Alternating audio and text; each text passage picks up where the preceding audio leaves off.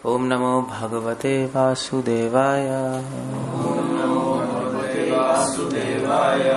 ओम नमो भगवते वासुदेवाय। ओम नमो भगवते वासुदेवाय। हम लोग पढ़ रहे हैं 3rd chapter 36th verse, page number 137। Arjun उवाच अथ केन प्रयुक्तोऽयं पापं चरति पुरुषः अनिच्छन् अपि वार्ष्णेय बलादिव नियोजितः।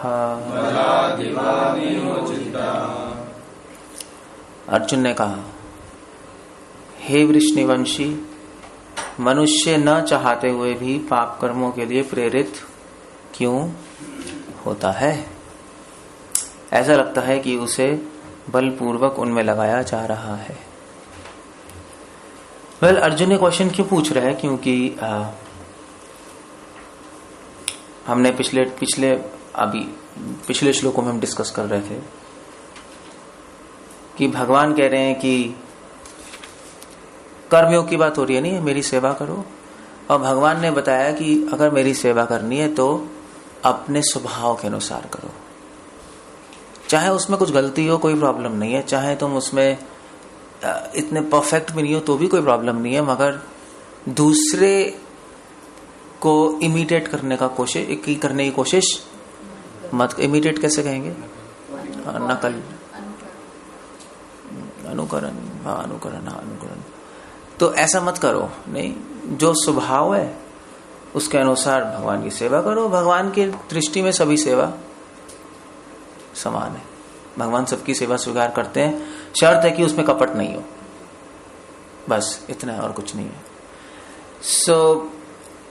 अब अर्जुन ने क्वेश्चन पूछ लिया कि भगवान ठीक है, और भगवान ने ये भी कहा कि अगर अपने स्वभाव के अनुसार सेवा करोगे तो आसान होगा करना।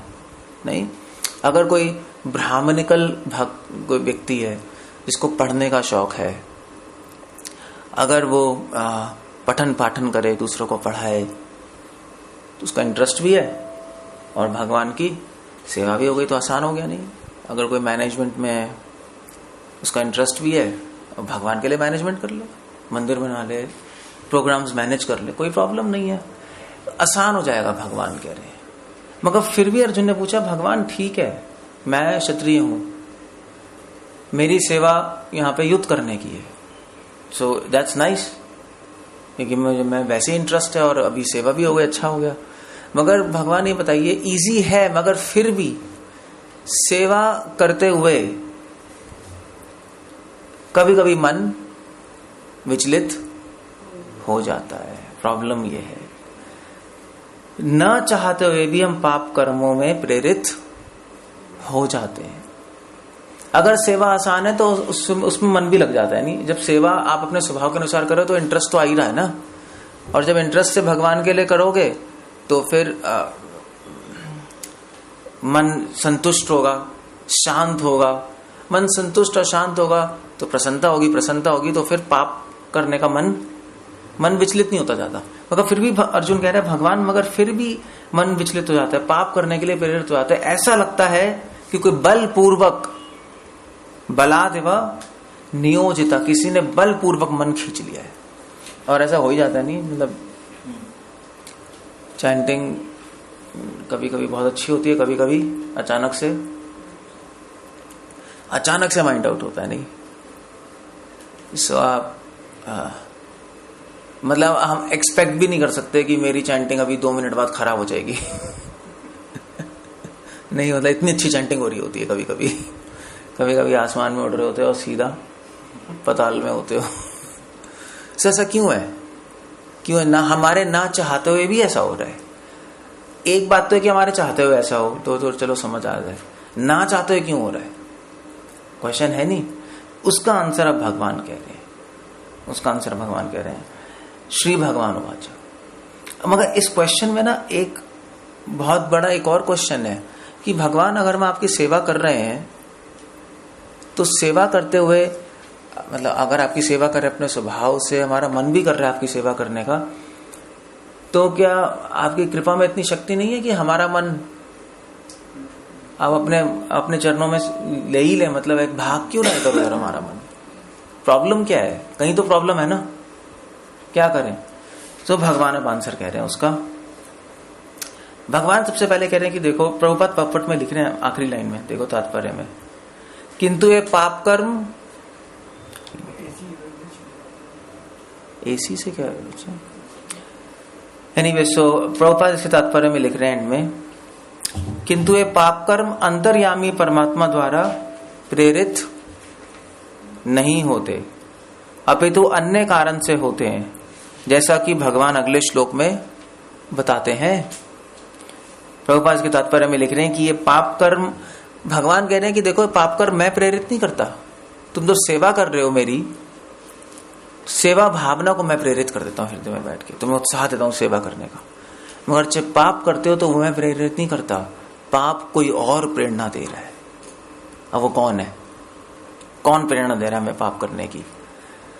तो भगवान उत्तर कर रहे हैं अगले श्लोक में। श्री भगवान उवाच 37 श्लोक में, कामेश क्रोधेश रजोगुण समुद्भव महाशनो महापापम विद्धि एनम इह वैरिनाम। एक वैरी है तुम्हारे हृदय में। वैरी मतलब, वैरी तो समझते हो, दुश्मन, शत्रु। एक शत्रु है तुम्हारे हृदय में जो कि पाप कराएगा। हे अर्जुन, इसका कारण रजोगुण के संपर्क से उत्पन्न काम वासना है, जो बाद में क्रोध रूप धारण करता है, जो इस संसार का सर्वभक्षी पापी शत्रु है। एक दुश्मन है हमारे हृदय में, और उस दुश्मन का नाम है काम वासना। काम जही शत्रु महाबाहो, काम वासना, और वो हमें प्रेरित करता रहता है अंदर से पाप करने के लिए। अब प्रॉब्लम यह है कि वो शत्रु वैसे, मतलब अगर आपके घर में कोई रह रहा है तो आपने तो अलाउ किया उसको रहने के लिए। आप ये नहीं कह सकते यार वो प्रेरित कर रहा है मैं क्या करूं। आपका घर है, शरीर आपका घर ही है ना, आप इसमें रह रहे हो, आपने अलाउ किया काम वासना को यहाँ पे रहने के लिए, ठीक है। प्रेरित कर रहा है, ऐसे वो नहीं थी मंथरा के कई सो क्या हुआ, मंथरा नहीं तो सब चक्कर चलाया था घर में। घर क्या वो क्या कहते हैं, घर का भेदी लंका है, बस वही बात है। वो घर में बैठी थी, उसने प्रेरित कर दिया केकई को, केकई का दिमाग घूम गया, उन्होंने दशरथ जी को कह के राम भगवान को वनवास दिला दिया।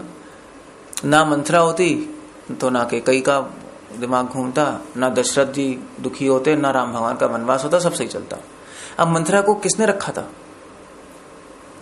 केकई ने तो अलाउ किया था, दशरथ महाराज ने अलाउ किया था ना, तो गलती एक्चुअली उनकी थी। गलती अब वैसे मंथरा की भी नहीं मान सकते आप, गलती उन्हीं की थी, क्योंकि उन्होंने रखा क्यों, पता होना चाहिए किसको रखना है किसको नहीं रखना। तो उसी प्रकार काम वासना हमें प्रेरित करता है पाप करने के लिए, मगर गलती किसकी है? गलती हमारी है, क्योंकि हमने अलाउ किया उसको अपने पास रखने के लिए। इसलिए भगवान ये कह रहे हैं इसका कारण रजोगुण के संपर्क से उत्पन्न काम है। कि काम वासना कैसे प्रकट होता है? रजोगुण से। हम अलाउ करते हैं काम वासना, क्यों? क्योंकि काम वासना पता है हमें अभी हमारा फ्रेंड बना हुआ है। क्यों बना हुआ है? तो रजोगुण क्या है? भोग वासना। हम एंजॉय करना आते हैं ना संसार, तो फिर हम एंजॉय करना आते हैं तो हम कहते हैं ठीक है मेरा रहो, मेरे घर में रहो, उसमें क्या है, एंड विल एंजॉय। कभी कभी ऐसा होता नहीं है, कभी कभी जो लोग शराब पीते हैं, घूमने जाते हैं, तो उनकी कंपनी भी वैसी होती है नहीं, फ्रेंड्स तो गंदे फ्रेंड्स होते हैं, कहते हैं चलो आ जाओ यार मेरे घर में रह लेना, पार्टी करेंगे। होता है नहीं होता है?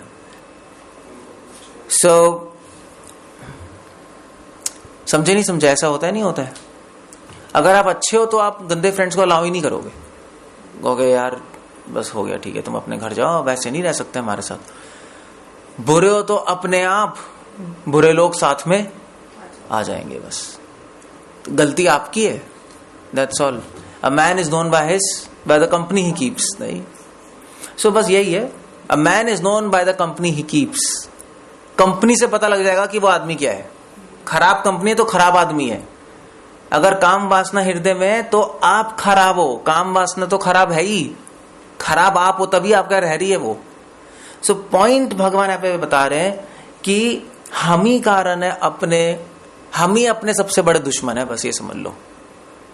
अगर हम चाहें तो अभी हम काम वासना को गेट आउट कर सकते हैं, अगर हम चाहे तो।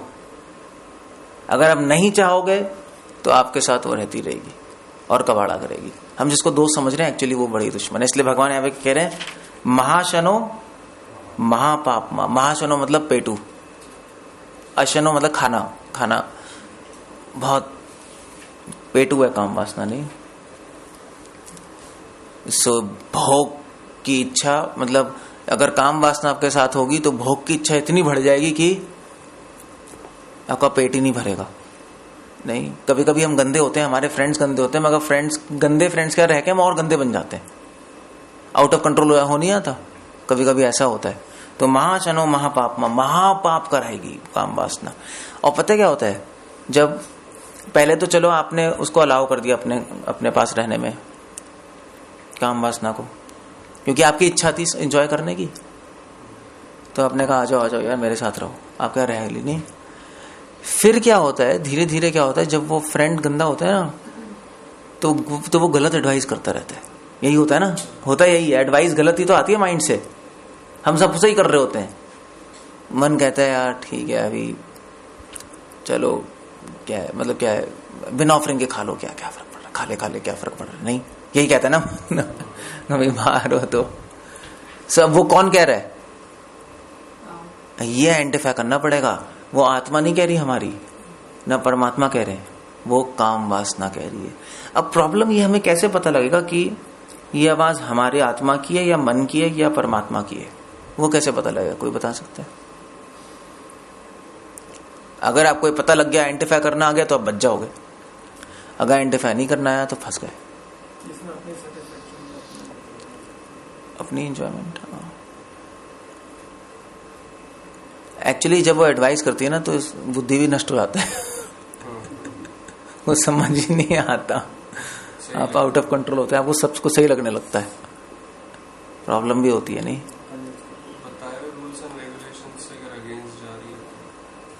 हाँ, तो भगवान कह रहे महाशनो महापाप। काम वासना की एडवाइस हमेशा पाप कराएगी। गंदे फ्रेंड्स हमेशा कहेंगे ड्रग्स पियो,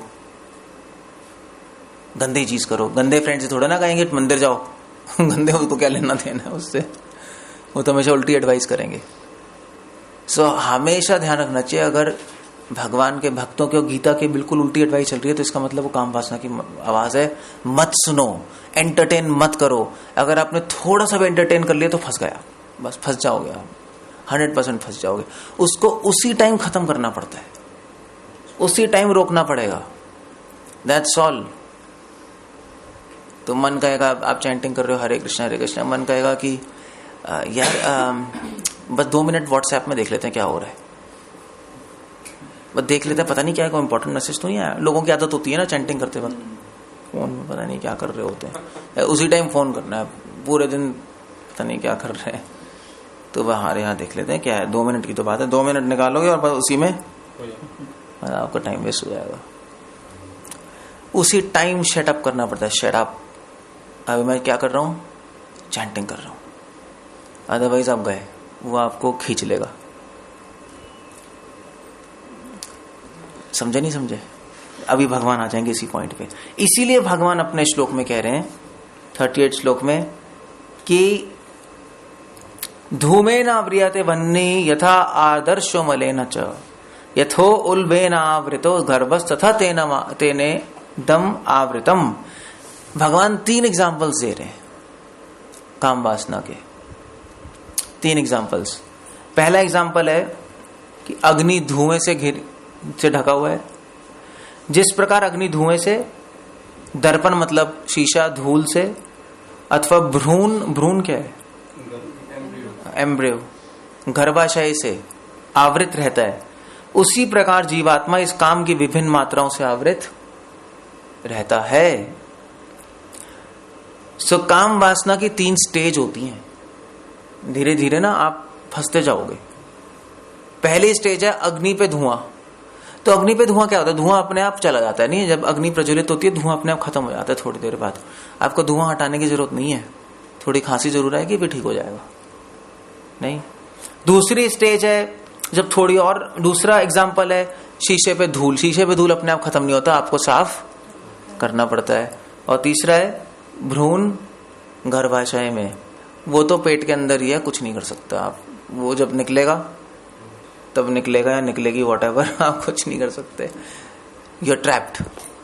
सो काम वासना की 3 स्टेजेस होती हैं। पहले तो स्टेज होती है काम वासना की, सिर्फ एडवाइस करना। नहीं, सो एक आवाज आती है कि लोग नहीं कहते छोटी आवाज, छोटी आवाज नहीं कहते। आजकल चला हुआ है, नहीं, हाँ आजकल चला हुआ है, वो छोटी आवाज आती है। कौन मुझे कह रहा था छोटी आवाज? मुझे भूल गया मैं। राहुल, हाँ। सो चला हुआ है स्मॉल वॉइस। सो या एक आवाज मतलब आती है। तो ये पहली स्टेज है एडवाइस। बस माइंड, काम वासना एडवाइस करेगी, कर लो, बस रूल्स तोड़ दो। सो कोई प्रॉब्लम नहीं है, क्या क्या फर्क पड़ता है, कौन सा पहाड़ टूट रहा है। अगर आपने इस टाइम पे अपना संकल्प स्ट्रांग कर लिया, अगर आपने नहीं सुना, तो धुआं धीरे धीरे अपने आप हट जाएगा। जब एडवाइस करेगा ना, आपकी आंखें धुंधली हो जाएंगी, आपको सत्य दिखाई देना बंद हो जाएगा। अगर दिखाई भी दे रहा है, आपको धुंधला दिखाई देगा, आप कहोगे क्या करूं, आप गलत चीजों में, मतलब पूरी चांसेस है कि आप पड़ जाओ। मगर अगर आपने उसी टाइम रोक दिया तो धीरे धीरे अग्नि फिर से प्रज्वलित हो जाएगी, धुआं हट जाएगा, आपको क्लियर दिखाई देने लगेगा, कंट्रोल में आ गई सिचुएशन। मगर अगर आपने सुन ली एडवाइस, तो क्या होगा? तो आप सेकेंड स्टेज पे पहुंच गए। दर्पण धूल से ढक गया। तो क्या सेकेंड स्टेज क्या होगा? धीरे धीरे आपके हृदय में, दर्पण मतलब हृदय का जो शीशा है, उस पर धीरे धीरे धूल जम जाएगी। धूल जम जाएगी तो आपको अपना प्रतिबिंब नहीं दिखाई देगा। धुएं के साथ तो थोड़ा बहुत दिखाई भी देता है। एक बार धूल जम गई तो कुछ भी दिखाई नहीं देगा, कुछ भी दिखाई नहीं देगा। मतलब आप इस सिचुएशन में पहुंच गए कि वापस आना थोड़ा मुश्किल हो गया, आउट ऑफ कंट्रोल हो गया माइंड, कुछ नहीं दिखाई दे रहा, अंधेरे में गाड़ी चला रहे हो, तो एक्सीडेंट होना निश्चित है। और अगर आपने उस टाइम भी कंट्रोल नहीं किया, अगर उस टाइम आपने डिवोटीज का संग नहीं लिया, या अकेले हो, आपने ध्यान नहीं दिया, तो आप थर्ड स्टेज पे पहुंच गए। गर्भाशय, भ्रूण गर्भाशय से आवृत हो गया, मतलब ट्रैप हो गया ना बच्चा। बाहर कैसे निकलेगा? हिल भी नहीं सकता। प्रभुपाद लिख रहे हैं कि जो बच्चा है पेट में हिल भी नहीं सकता, नहीं, उसको एक ही जगह थोड़ा बहुत हिलेगा, बट वो ट्रैप्ड है। फिर ट्रैप्ड हो गया, फिर कुछ नहीं हो सकता। फिर तो बच्चा जैसे 9 महीने बाद निकलेगा, आप भी पता नहीं कब निकलोगे वहां से, कुछ नहीं कह सकते। एक बार फंस गए आप। 9 महीने 9 साल या 9 जन्म को डिपेंड करता है कब तक ट्रैप हुआ, उसके में ट्रैप हो गए। सो प्रभुपाद लिख रहे हैं कि पहली स्टेज जो है ना, वो कनिष्ठ अधिकारी की है। जब हम भक्ति में नए होते हैं ना, तो ऐसा होता है, मन एडवाइस करते रहता है, धुंधला होता रहता है, दृष्टि समझ नहीं आता। तो नई स्टेज में व्यक्ति ध्यान नहीं देता, और फिर धीरे धीरे वो और ट्रैप हो जाता है, उसका मन, उसका धूल जम जाती है, और फिर पूरी तरह ट्रैप हो जाता है। फिर कई लोग छोड़ देते हैं भक्ति, ट्रैप हो गया ना पूरा, छोड़ दिया पूरे जन्म के लिए, खत्म, फिर पता नहीं कब निकलेगा उससे। या कई लोग इतनी धूल जम जाती है कि वो करता है भक्ति, मगर उसको कुछ दिखाई नहीं दे रहा, चलता रहता है बस मशीन की तरह। ऐसे भी होता है ना डिवोटीज, मशीन की तरह चलते रहते हैं बस। सुबह उठे, चैंटिंग, घर गए, काम किया, शाम को चैंटिंग की, सो गए, फिर जो भी अपना कर रहे हैं। सुबह उठ के चैंटिंग, काम किया, सो गए, और ऐसे ही चलता रहेगा। लाइफ नहीं है उसमें। नहीं, शीशे में रिफ्लेक्शन दिखाई देती है, नहीं, रिफ्लेक्शन ही दिखाई नहीं दे रही। बिना लाइफ के वो भक्ति करता जा रहा है, बिना एंथुसियाज्म के। भैया कोई शीशे में अपनी परछाई नहीं दिखाई देगी तो मजा क्या आएगा?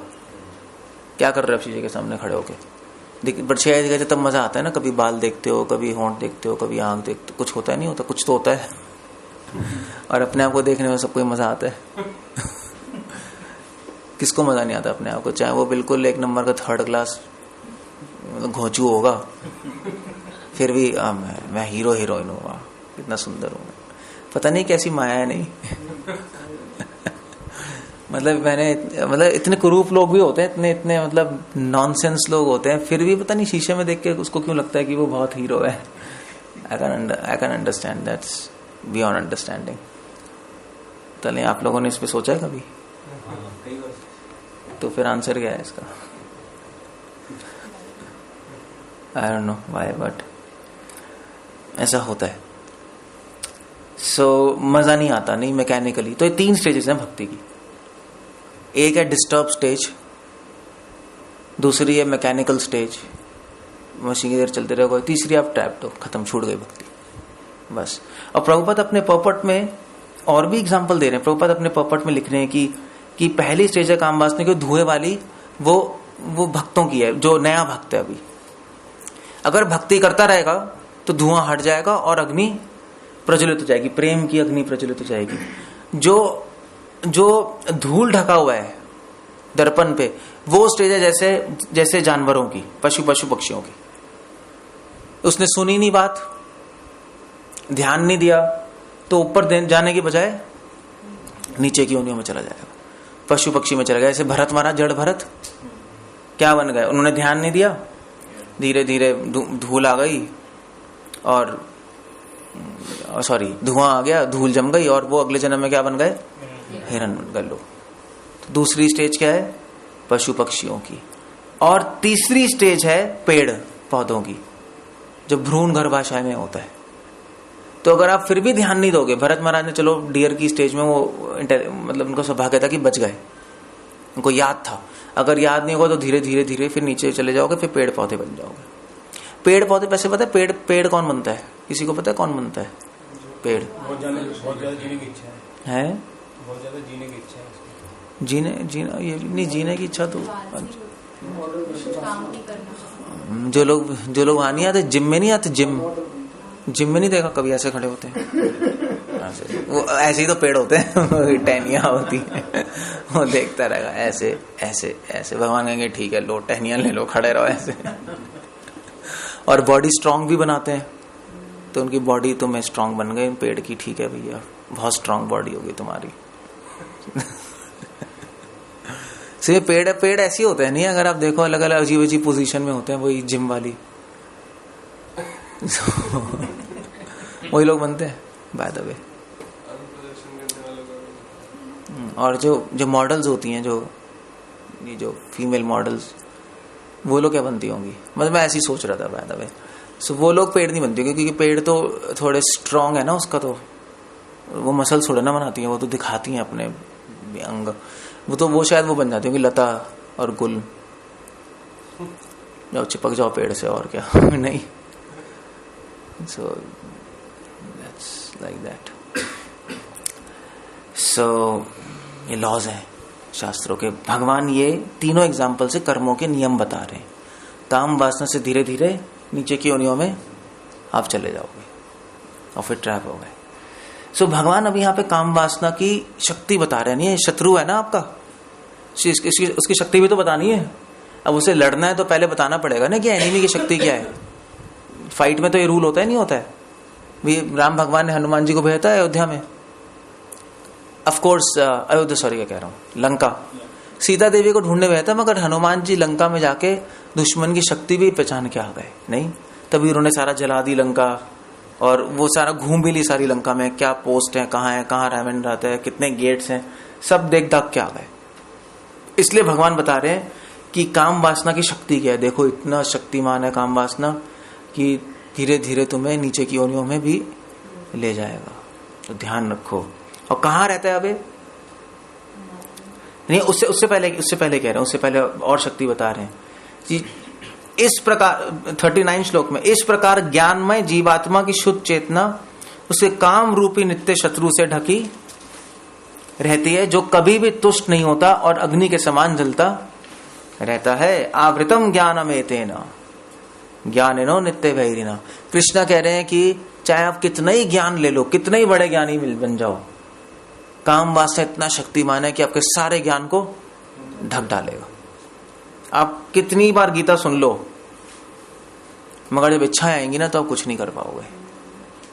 वो ढक देगा आपका माइंड, पूरी तरह ढक देगा। आपके माइंड में आ जाएगा गोलगप्पे देख के खा ले यार, बस सामने है।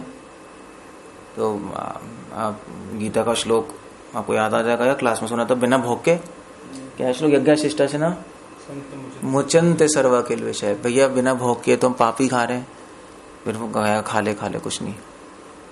फिर आप ये ज्ञान ढक देगा काम वासना। और ज्ञान ढकने का मतलब नहीं कि श्लोक भूल जाओगे, श्लोक याद होगा, आप खा भी रहोगे, श्लोक भी बोल रहोगे माइंड में। यज्ञ शिष्टना संतम उच्चनते करवा दे, एक खा के यार मैं पाप कर रहा हूँ, एक और दे दे। पाप कर रहा हूँ। ऐसे होता है, नहीं होता है? सब कुछ याद रहता है, फिर भी आप गलत काम कर रहे होते हो। गलत काम करते हुए आपको सब कुछ याद है, फिर भी कर रहे हो। आउट। ये भगवान उसकी शक्ति बता रहे हैं काम वासना की। आवृतम ज्ञानम ज्ञानिनो नित्य वैरिना, ज्ञानियों का नित्य वैरी है। अगर ज्ञान से ज्यादा नहीं कर पाओगे तुम, अगर मेरी भक्ति नहीं करोगे, मेरी शरण नहीं लोगे, तो ज्ञान तुम्हें नहीं बचा सकता। इसका मतलब ये नहीं कि ज्ञान खराब है, मगर ये समझना पड़ेगा सिर्फ नॉलेज से आप नहीं बच पाओगे। नॉलेज जो गीता की है वो आपको स्ट्रेंथ देने के लिए नहीं। ज्ञान किसको पुष्ट करता है?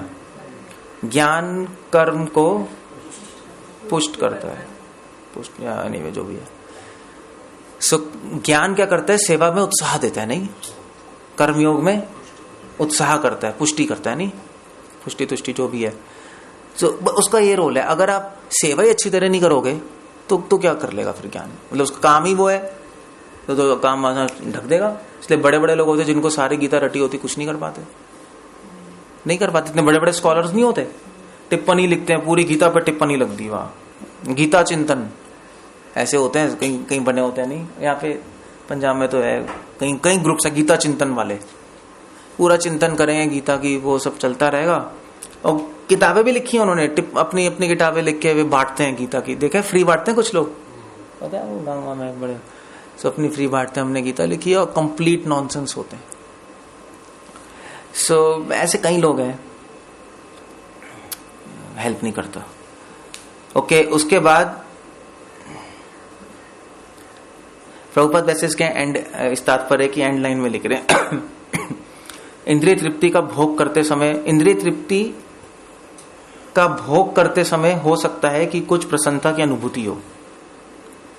भोग करते हुए प्रसन्नता की मजा तो आता ही है ना, किंतु यह प्रसन्नता की अनुभूति ही इंद्रिय भोक्ता का चरम, ये रियलाइजेशन बहुत इंपॉर्टेंट है। मजा तो आता है, ऐसी बात नहीं है संसार में सुख नहीं है, ऐसी बात नहीं भोग में सुख नहीं, ऐसी बात नहीं गोलगप्पे खाने में मजा नहीं आएगा, आएगा आपको, मगर ये मजा ही सबसे बड़ा शत्रु है। ये जिसने सीक्रेट समझ ली वो निकल गया। मगर प्रॉब्लम ये कि ये आप जब तक नहीं समझ पाओगे, जब तक आप हायर टेस्ट नहीं लोगे, तब तक नहीं समझ सकते आप। भाई आपने पूरी गीता तो पढ़ ली, और आपने पढ़ लिया दुखालयम शाश्वतम, दुख पूर्ण संसार है, आपको मगर मजा तो आ रहा है। भगवान कह रहे हैं यहाँ पे दुख है, मगर मुझे तो मजा आ रहा है। अब इसको कैसे आप रोकोगे? नहीं, अब एक ख्याली पुलाव तो नहीं है ना, ये तो डायरेक्ट ऑब्जर्वेशन है, मजा ही आ गया। So how do you do that? तो जब तक आप कन्विंस नहीं हो कि ये मजा जो है ये है, मगर इसकी इंफीरियर क्वालिटी है। क्वालिटी भी अलग अलग होती है ना, जैसे कैंपा कोला और कोक अलग है, नहीं है? क्या है? बंटा बंटा कुछ लोगों को बंटा ज्यादा अच्छा लगता है। कुछ थर्ड क्लास की चीजें होती हैं, कुछ हाई क्लास की चीजें होती हैं, होता है नहीं होता है? जैसे आटा आप खरीद के लाते हो, एक थर्ड क्लास आटा मिलेगा, एक शक्ति भोग का आटा मिलेगा, एक एमपी का आटा मिलेगा। सो क्वालिटीज है नहीं है अच्छी। सो ऐसे ही इस संसार की सुख की क्वालिटी अच्छी नहीं है, ये समझना पड़ेगा। मगर वो हायर टेस्ट लेके होगा, वरना नहीं। अगर आपको चैंटिंग में सुख नहीं आ रहा तो आप फंस गए, आप फंसोगे, कोई कुछ नहीं हो पा सकता। आपकी नॉलेज काम नहीं करेगी, आप रट लो सब कुछ, नहीं काम कर सकती वो। और सुख कब आएगा भगवान की सेवा में? जब आप सेवा अच्छी तरह करोगे, तभी तो मजा आएगा। सेवा अच्छी तरह नहीं करेंगे तो मजा कैसे आएगा? मगर पॉइंट भगवान यहां पे बता रहे हैं, सेवा अच्छी तरह की, सुख आया, मजा आया।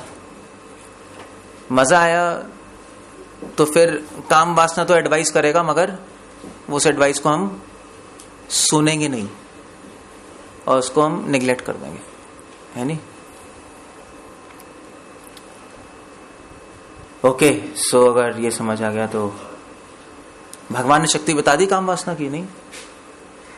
अब कृष्ण बता रहे हैं आगे कि काम वासना रहती कहाँ है। अब हमें अटैक करना है नहीं, हटाना है नहीं शत्रु को, निकालना है नहीं शत्रु को, निकालना है तो हमें देखना पड़ेगा रहता कहाँ है, तभी तो निकालेंगे, तभी तो अटैक करेंगे। क्योंकि काम वासना बार बार आपको भक्ति के रास्ते से दूर करता रहेगा। अगर आपको मजा भी आ रहा है ना भगवान की सेवा में, तो काम वासना पूरी कोशिश करेगा कि आपको, आपके ज्ञान को ढक के संसार की जो आनंद है वो और बढ़ा दे और आप भूल जाओगे भक्ति का आनंद। ऐसे कभी कभी ऐसा भी होता है, भक्ति में बहुत आनंद आता है, मगर अगर हम ध्यान नहीं देना, संसार में फंस जाएं, तो जब भक्ति का आनंद आ रहा होता है तब हमें पता होता है कि यार संसार क्या बेकार है, नॉनसेंस है, तब लगता है ना। मगर धीरे धीरे क्या होता है, काम वासना हमारे इस आनंद को, ज्ञान को ढक देती है अगर स्ट्रांग है तो, और फिर वो भूल जाते हैं और संसार का आनंद हमें और अच्छा लगने लगता है उस टाइम। तो अब हमें इसलिए बेस्ट ये है, आप कितने ही अलर्ट रहो, भगवान कह रहे हैं पकड़ लेगी आपको। कितनी आप अलर्ट हो काम वासना के प्रति, वो ये शत्रु आपको पकड़ लेगा, वो आप नहीं छूट सकते इससे, क्योंकि ये आपके अंदर ही रह रहा है। बेस्ट है कि इसको मार दो, खत्म ही कर दो, यही तरीका और कुछ नहीं है। चाहे आप कितनी आपको अच्छा लगता है वो, कभी कभी शत्रु यार रह के वो अच्छा फ्रेंड बन जाते, नहीं बन जाते। कभी कभी अपने शत्रु को भी नहीं मार सकते आप, पता है? अगर आसक्ति हो जाए ना शत्रु से, नहीं मार पाओगे, होता है नहीं होता है। इसलिए लोग अपनी पत्नी को बाहर ही नहीं निकाल पाते घर से। वो उसको पता है मैं पागल हो गया इसके साथ, फिर भी नहीं निकाल सकते उसको, अटैच हो गए, क्या करोगे? होता कभी कभी होता है, नहीं होता है। कभी कभी आजकल की औरतें इतनी गंदी होती हैं, कई चीट भी करती हैं, पीटती भी अपने पति को, पता है ऐसा भी होता है। बट फिर भी वो नहीं निकाल सकता क्योंकि अटैच है। सो हम कई जन्मों से हमारे हृदय में काम वासना, हम निकालना ही नहीं चाहते। हमें पता है हमारी हानि कर रहा है, हमें पता है कि हमें गलत चीज में ले आता है, फिर भी हम नहीं निकालना चाहते। प्रॉब्लम हमारे साथ ये हो गई है।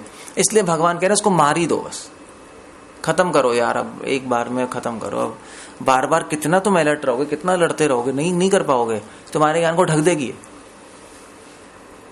You can't do. So finish, बस क्या कहते हैं उसको, ना रहेगा बांस, बस हाँ एक बार में खत्म कर दो। बस थोड़ा सा मुश्किल होगा मगर खत्म कर डालो बस काम वासना। तो अब खत्म करने के लिए कहाँ रहता है ये तो पता लगाना पड़ेगा। सो क्या करें? तो 40वें श्लोक में भगवान कह रहे, थोड़ा सा निर्दय बनना पड़ता है, नहीं? 40वें श्लोक में भगवान कह रहे हैं इंद्रिया, मन तथा बुद्धि इस काम के निवास स्थान है। काम वासना मतलब इच्छाओं, गलत इच्छाओं के निवास स्थान क्या है? इंद्रियानि मनोबुद्धिर अस्य अधिष्ठानम उच्यते। इंद्रिया, मनोबुद्धि इस काम वासना का निवास साधन है। इनके द्वारा यह काम जीवात्मा के वास्तविक ज्ञान को ढककर उसे मोहित कर लेता है। सो 3 जगह रहती है काम वासना, मन, इंद्रिय और बुद्धि में, और वहां से अपना काम करती रहती है बैठ के अपना। जब इंद्रियों में बैठी है तो इंद्रियों को संसार से आकर्षण कराता है। जब मन में बैठती है तो मन में इच्छाएं आती हैं, बहुत सारी इच्छाएं लाता रहता है। और जब बुद्धि में बैठती है तो बुद्धि गलत प्लानिंग शुरू कर देती है, भगवान के एंटी।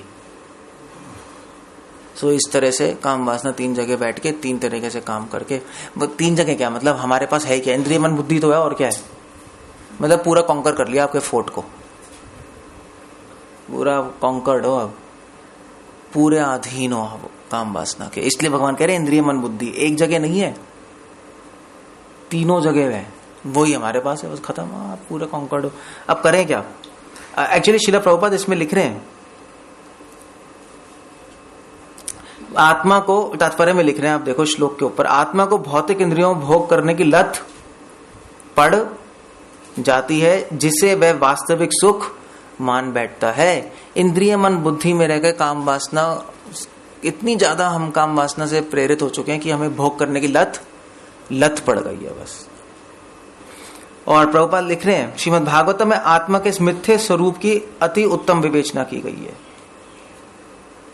जो मनुष्य इस त्रिधातु निर्मित शरीर को आत्मस्वरूप जान बैठता है, जो व्यक्ति सोचता है कि ये शरीर ही मैं हूं, जो इन शरीरों के विकारों को अपना स्वजन समझता है, शरीर के विकार मतलब बाय प्रोडक्ट्स, नहीं स्वजन, मनमूत्र नहीं भाई और बच्चे और घर के लोग उनको अपना स्वजन समझता है। स्वजन नहीं है वैसे, पता है भागवतम क्या कहती है? भागवतम में लिखा है कि हमें लगता है कि ये हमारे रिलेटिव्स हैं, हमारे बच्चे हैं, हमारी वाइफ है, मगर भागवतम कहती है, और मजा भी आता है उनके रहने में, मगर भागवतम कहती है अगर ध्यान से देखो तो वो बहुत बड़े डाकू हैं, स्वजन दस्यु, आपको लूट रहे हैं। नहीं लूट रहे कृष्ण लूट रहे हैं नहीं पापा को। अब कृष्ण कहेगा मुझे एक्सबॉक्स चाहिए, मुझे वीडियो गेम चाहिए, ये चाहिए वो चाहिए, तो पापा तो मेहनत कर रहे हैं, कृष्ण एंजॉय कर रहा है। पहले क्या करते थे जानवर तो कृष्ण को भी मेहनत करनी पड़ेगी, ये नहीं कर सकते पापा काम करते रहे आप एंजॉय करते रहो, नहीं, तो इसलिए आपको भी थोड़ी हार्डवर्क करना पड़ेगा, सिर्फ एंजॉयमेंट नहीं होती, ठीक है? नहीं ठीक है, सो पढ़ाई अच्छी तरह करनी पड़ती है और थोड़ी हेल्प करो पापा की। एनीवे बाय द वे, सो या मतलब बहुत ऑड भागवत पढ़ोगे तो भागवत पढ़ के ना आप कभी कभी दिमाग चक्कर भी खा जाए खुद के लोग ही डाकू निकले, लो हमें ही हर रहे। सो और जो जन्मभूमि को पूज्य मानता है, 15 अगस्त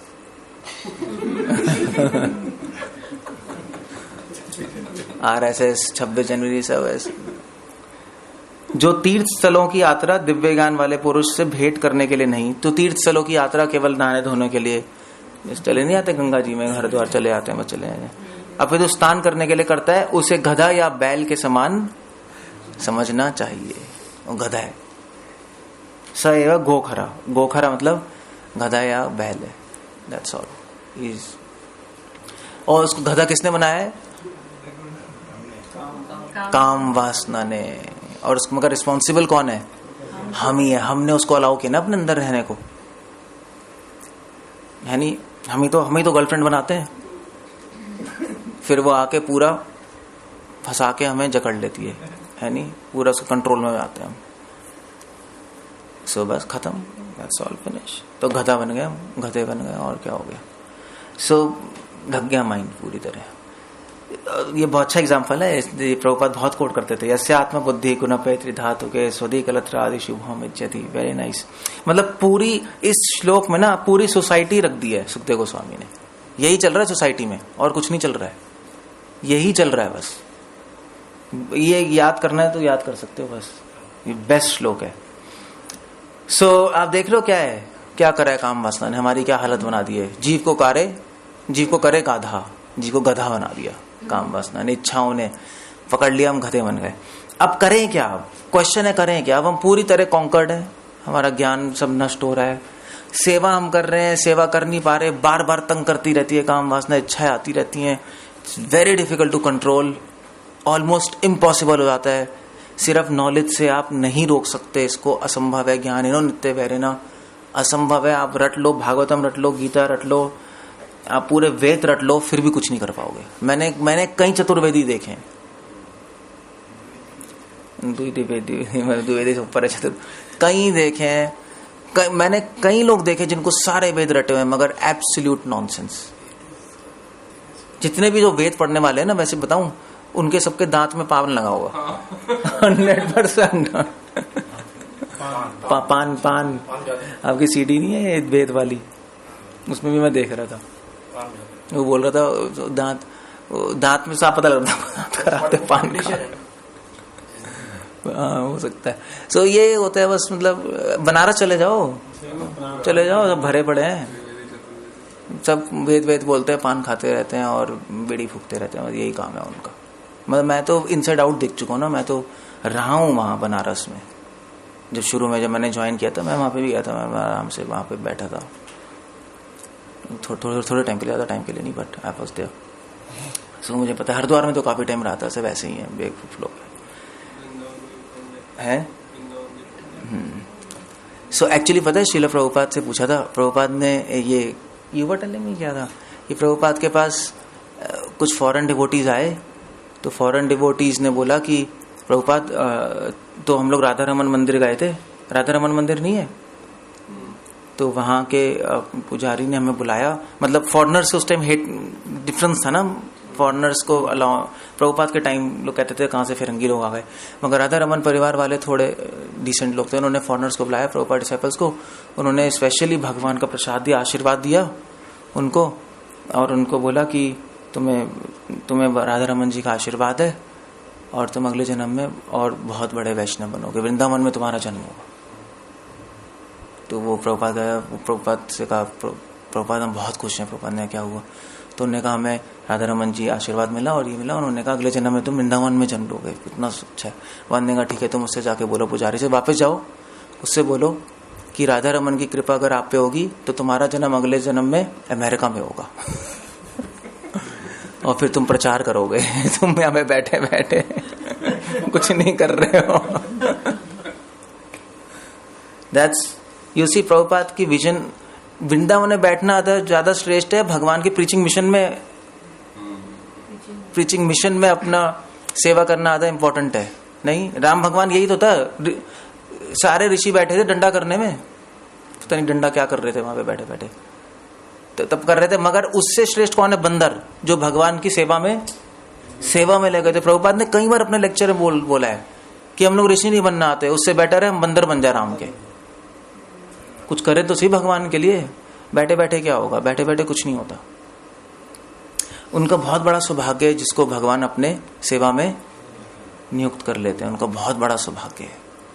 सो भगवान यहां पे कह रहे हैं ठीक है चलो, दैट्स ओके। प्रॉब्लम्स है नहीं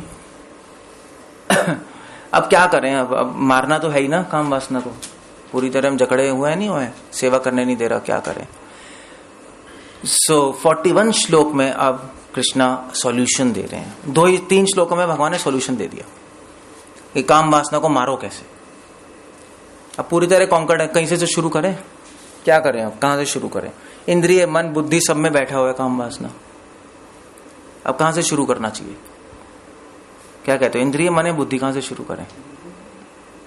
भगवान कह रहे हैं 41 में, तस्मात् त्वम् इंद्रिय आदौ नियमे भरत ऋषभ पापमानम प्रजयेनम ज्ञान विज्ञान नाशनम। इसलिए हे भरतवंशी में श्रेष्ठ अर्जुन, प्रारंभ में ही इंद्रियों को वश में करके इस पाप के महान प्रतीक काम का दमन करो, इंद्रियों से पहले शुरू करो। द्वार, ये बात नहीं द्वार है, मैं बताऊं क्यों, क्योंकि पता है क्या है, मन से तो आप शुरू नहीं कर सकते, मन में बहुत स्ट्रेंथ है नहीं। अब शत्रु को देखना पड़ेगा ना, कौन सा जो सबसे वीक पॉइंट है वहां पे अटैक करोगे आप, स्ट्रॉन्ग पॉइंट पे अटैक नहीं करता, वो बेवकूफ है व्यक्ति। तभी तो पिछले श्लोक में भगवान ने बताया कहां का स्ट्रेटेजिक पोजीशन है, सबसे वीक पॉइंट पे अटैक कर दो। सबसे वीक पॉइंट है इंद्रियां, वहां पे पहले अटैक करो। मन पे तो कर ही नहीं सकते, मन तो सबसे लास्ट है, मन आउट ऑफ कंट्रोल है। बुद्धि भी इंद्रियों के कंपैरिजन में ज्यादा स्ट्रांग है नहीं, बुद्धि भी एक बार प्लानिंग शुरू कर देती है, फिर आउट ऑफ कंट्रोल हो जाता है माइंड। बुद्धि का लॉजिक है ना, लॉजिक, ये एज ऑफ लॉजिक है, बुद्धि ऐसा लॉजिक देगी कि आप बस फिर कन्विंस्ड हो जाओगे। कन्विंस हो गए तो क्या करोगे। सो कभी कभी बुद्धि मन से भी ज्यादा मतलब वो डेंजरस हो जाती है। नहीं, मन तो चलो बोलेगा आप हटा सकते हो, बुद्धि कन्विंस कर देगी आपको, बुद्धि कन्विंस कर देगी ये साले भक्त नॉनसेंस है, क्या करोगे आप। हो जाएगा बकवास भक्त है, मैं नहीं जा रहा। अब कौन बचाएगा आपको क्या कन्विंस हो गया हम बुद्धि कहेगी सुबह उठ के क्या करेंगे, ये भी होता है। सबसे वीक पॉइंट है इंद्रियां, क्योंकि इंद्रियों के पास बुद्धि नहीं है। नहीं, इंद्रियां डेड है ना, मतलब इंद्रियों के पास ना लॉजिक है बुद्धि का, ना मन की इच्छाएं हैं। इंद्रियां बस डोरी टाइप की हैं, और क्या, जैसे आप कह रहे थे डोरी है ना, तो सबसे वीक पॉइंट है। बस आपको इंद्रियों पे अटैक करो सबसे पहले। इसलिए कृष्ण कह रहे तस्मात् त्वम् इंद्रिया आदौ। इंद्रियों पे अटैक कैसे करोगे? नियम में भरत ऋषभ, नियम फॉलो करके नियमित करो इंद्रियों को, रूल्स फॉलो करो। इसलिए पहले भक्ति में रूल्स बताए जाते हैं। नहीं, पहले भक्ति में नॉलेज नहीं बताई जाती, पहले अंडरस्टैंडिंग नहीं होती, पहले रूल्स फॉलो करने होते हैं। अंडरस्टैंडिंग बाद में आएगी। आप पहले अंडरस्टैंडिंग में लग जाओगे बिना रूल्स को फॉलो किए तो कुछ नहीं होगा। कोई नया भक्त आता है, रूल्स बताते हैं ना, भाई रूल्स फॉलो करने हैं आपको। क्यों करने हैं? क्योंकि ये सबसे वीक पॉइंट है। तो प्रभुपाद अपने पॉपट में लिख रहे हैं सब। ओके, आपने रूल्स फॉलो करना शुरू कर दिए तो इंद्रिय थोड़ा सा कंट्रोल में आ गई। भाई no illicit sex, no gambling, no meat, ये सारे रूल्स ही है ना, सारे आपने शुरू कर दिए। चार ही फिर भक्ति रसमृता सिंधु में और दिए रूल्स। भक्ति रस, अगर और रूल्स आने तो भक्ति रसमृता सिंधु पढ़ो, नेक्टर ऑफ डिवोशन, उसमें सारे रूल्स की लिस्ट है, आप फॉलो कर सकते हो उसको जितना कर सकते हो। बहुत अच्छे, मतलब आप वॉर में आप एक एडवांटेजेस पोजीशन में होगे। लड़ाई चल रही है ना काम वासना शत्रु से, नियम मत तोड़ो। अगर आपने नियम तोड़ दिया तो क्या होगा? जो स्ट्रॉन्ग पॉइंट्स हैं, जो पोजीशंस हैं काम वासना की, मन बुद्धि, उसे तो कुछ कर नहीं सकते। वीक पोजीशन भी आपने लूज कर दी। दुश्मन, आप कभी भी दुश्मन को नहीं हरा सकते, कभी नहीं हरा सकते। इसलिए कभी भी नियम मत तोड़ो। नियम बहुत इंपॉर्टेंट है।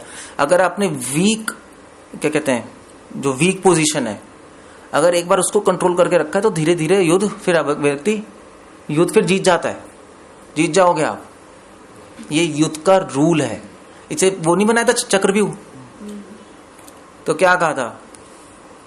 तो अभिमन्यु ने कहा था ना कि मैं जो वीक पॉइंट है वहां से अंदर जाऊंगा और फिर मुझे बाहर तो चलो उसको आता ही नहीं था, मगर ना भीम ना युधिष्ठिर, वो कोई भी चक्रव्यूह को भेद नहीं पा रहे थे।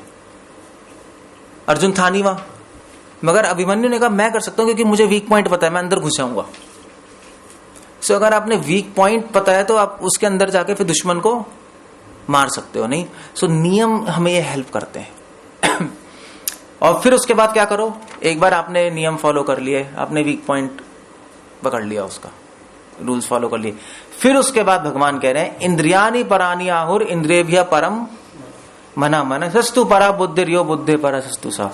कर्म इंद्रिय जड़ पदार्थ की अपेक्षा श्रेष्ठ है, मन इंद्रियों से बढ़कर है, बुद्धि मन से भी उच्च है और आत्मा बुद्धि से भी बढ़कर है। भगवान ये क्यों बता रहे हैं श्लोक? आप बाद में पढ़ना पपट। भगवान बता रहे हैं देखो भी आपने इंद्रियों को तो कंट्रोल कर लिया, अब नेक्स्ट क्या करें? नेक्स्ट भी तो करना है, काम वासना मन और बुद्धि में भी तो बैठी है और आत्मा पूरी तरह कंट्रोल में। तो भगवान कह रहे हैं देखो भाई अब नेक्स्ट क्या करें? इंद्रियों से ऊपर क्या है? मन से ऊपर है ज्यादा स्ट्रांग, मन से स्ट्रांग है बुद्धि और बुद्धि से स्ट्रांग है आत्मा। नेक्स्ट अटैक कहां होना चाहिए? पहला अटैक तो इंद्रियों पे हो गया, नेक्स्ट अटैक क्या कहां करोगे?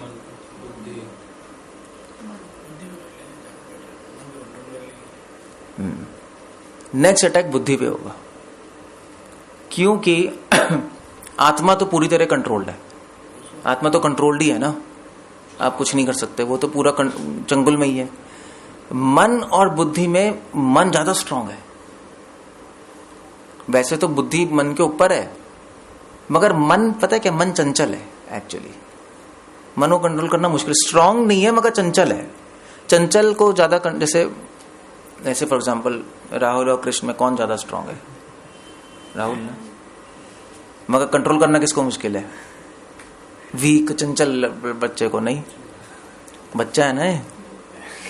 ऐसे ही है, मन के ऊपर बुद्धि है, बुद्धि आधा स्ट्रांग है मन से, मगर मन चंचल है, इसलिए कंट्रोल करना बड़ा मुश्किल है उसको। इसलिए भगवान कह रहे हैं पहले बुद्धि पे अटैक करो, क्योंकि मन को समझा नहीं सकते आप। बुद्धि को समझा दोगे, मन नहीं समझेगा। इसलिए कृष्ण अपने अगले श्लोक में कह रहे हैं, एवं बुद्धे परम बुद्धवा संस्थभ्यम आत्मना आत्मना। इस प्रकार अर्जुन अपने आप को भौतिक इंद्रिय मन तथा बुद्धि से परे जानकर मन को सावधान आध्यात्मिक बुद्धि से स्थिर करके, बुद्धि की बात आ गई, आध्यात्मिक शक्ति द्वारा इस काम रूपी दुर्जय शत्रु को जीत लो। फिनिश हो गया, बस खत्म हो गया, आपने जीत लिया। आपने इंद्रियों को नियम में बांध दिया, बुद्धि पे अटैक किया। बुद्धि पे कैसे अटैक किया आपने? आध्यात्मिक बुद्धि द्वारा। नहीं, बुद्धि को क्या करना है आपको? भगवत गीता की नॉलेज लो, नहीं उससे अटैक होगा ना, राइट रॉन्ग का पता लगेगा। और धीरे धीरे भगवान की सेवा करते करते विवेक आ जाएगा कि भोग वासना क्या है और भक्ति क्या है। आध्यात्मिक बुद्धि आ गई ना, बुद्धि आपके कंट्रोल में आ गई, चेंज हो गई। बस बुद्धि हो गया, बुद्धि ऊपर है, इंद्रिय नीचे, आपने दोनों कर लिया, बीच में मन क्या करेगा? फिर तो बस खत्म। चंचल क्या कर सकता है मन? नहीं, कुछ नहीं कर सकता। नहीं, जैसे कृष्ण कुछ नहीं कर सकता। अभी एक तरफ राहुल है, एक तरफ मैं हूं, क्या कर ले? बैठना पड़ेगा। नहीं अब मन है ना चंचल है, मगर यहां पे नहीं कर सकता। सो ऐसे ही है, दोनों कंट्रोल है दोनों तरफ से। सो ये भी बच्चों की बात हो रही है। सो पॉइंट ये है कि काम वासना को जीतने के लिए हमें दो चीजें करनी है बस। अगर सारा निष्कर्ष निकालो, क्या करना है? रूल्स फॉलो करो और भगवत गीता की नॉलेज लो, और उस नॉलेज को सेवा करके अनुभव में कन्वर्ट करो, वो आध्यात्मिक बुद्धि बन जाएगी। तब बच सकते हो, अदरवाइज नहीं बच सकते। अदरवाइज फंसेंगे, असंभव है। बस कर्मयोग खत्म हो गया। कर्मयोग का भगवान ने स्वरूप बता दिया। इस अध्याय में भगवान ने बता दिया कि कर्मयोग होता क्या है, और जिसके लिए काम कर रहे हैं भगवान कौन है, जो सेवा कर रहा है उसकी साइकोलॉजी कैसे चल रही है, और सेवा में रुकावटें क्या है। ये रुकावट ही है ना, वो क्या है, और उसको हटाना कैसे, वो भी बता दिया। इसलिए इस अध्याय का नाम क्या है? कर्मयोग। हरे कृष्णा। कुछ पूछना, कुछ कहना है? स्टॉप है।